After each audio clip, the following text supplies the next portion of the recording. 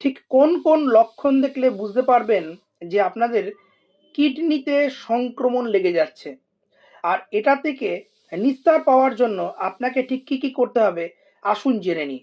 আপনাদেরকে জানিয়ে রাখি, কিডনিতে সংক্রমণ লেগে গেলে সাধারণত দেখা যায় যে কোমরের একটা পাশে যন্ত্রণা করছে, ব্যথা করছে, বা কোমরের পেছনেও ব্যথা করতে পারে।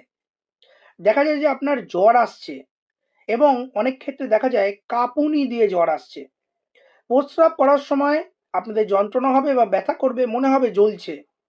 তার সঙ্গে প্রস্রাবটা একটু ঘোলাটে মতো হবে, প্রস্রাবের মধ্যে রক্ত পড়তে পারে, আর তার সঙ্গে প্রস্রাবটা প্রচণ্ড দুর্গন্ধযুক্ত হবে। আপনাদের বারবার করে মনে হবে যেন প্রস্রাব পাচ্ছে।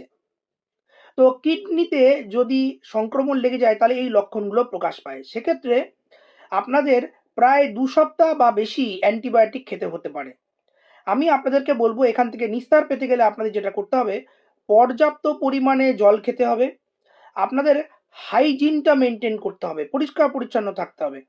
আর আপনারা যখন প্রস্রাব করতে যাবেন, পুরো ব্লাডারটা এমটি করতে হবে, অর্থাৎ সম্পূর্ণ প্রস্রাবটা করতে হবে। না হলে ব্লাডারের মধ্যে যদি ইউরিন রয়ে যায়, সেখানেও ব্যাকটেরিয়ার ওভারগ্রোথ হতে থাকবে।